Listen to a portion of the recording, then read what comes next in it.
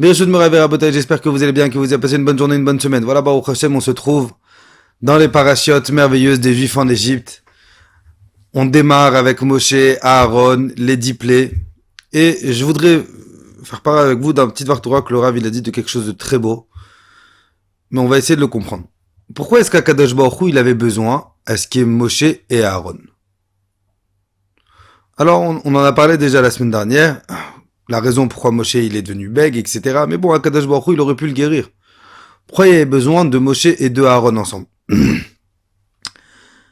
Ou tu choisis ou que Aaron, ou tu choisis que Moshe. Mais pourquoi choisir et Moshe et Aaron? Que Moshe il dise à Aaron quoi dire et qu'Aaron il répète. Et le Rav un jour il a donné une très belle réponse, mais pour comprendre, il faut comprendre autre chose. Savoir que sur Terre il y a deux qualités importantes. Ces deux qualités qui peuvent être complémentaires, mais ces deux qualités qui peuvent être totalement contradictoires.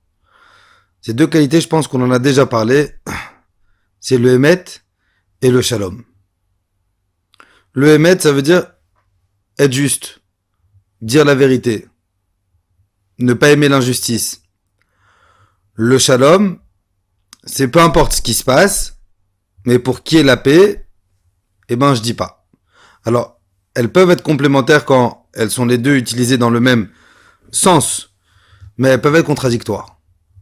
Parce que imaginons que dans un couple, il y a une injustice, il y a une bagarre, un il a fait du tort à l'autre, encore une fois je parle pas de choses graves, chas v'shalom.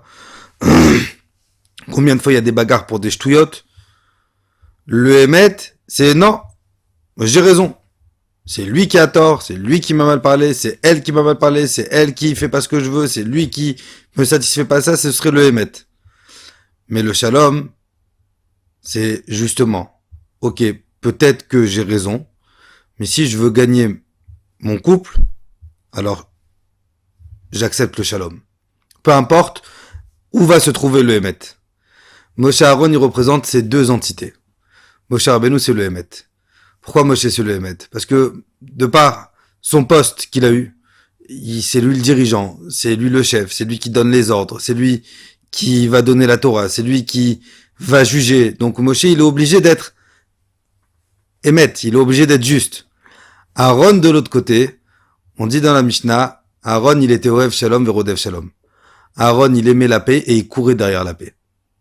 Kadosh Baruch Hu, il a voulu justement qu'il y ait le émet qui soit représenté par Moshe Rabbeinu, mais qui soit dévoilé au peuple juif dans un grand de shalom, dans un grand de velours. C'est pour ça que Moshe ne pouvait pas tout faire tout seul, parce que Moshe n'avait pas en lui les qualités du shalom. Moshe, il était obligé d'être émet. Aaron, il aurait pas pu faire le travail seul, parce qu'Aaron, trop de bonté à un moment donné, ça va pas.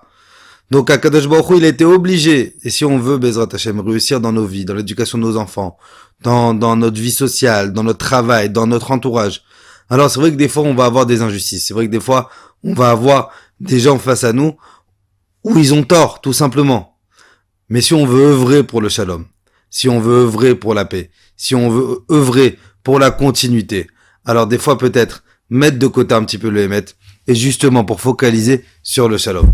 Je vous souhaite Bezrat Hashem, et c'est la raison pourquoi est-ce qu'Akadosh Baruch Hu il avait besoin de Moshe et de Aaron. Chacun représente une de ses qualités, mais une sans l'autre, elle marche pas. Pour que ça marche, il faut qu'il y ait le émet. Mais pour que le émet il soit bon, il faut qu'il soit ancré dans le shalom. Je vous souhaite Bezrat Hashem une bonne semaine, une bonne journée. Qu'Akadosh Baruch Hu nous envoie Mashiach Tzidkenu B'Rabbi Amenu. Amen.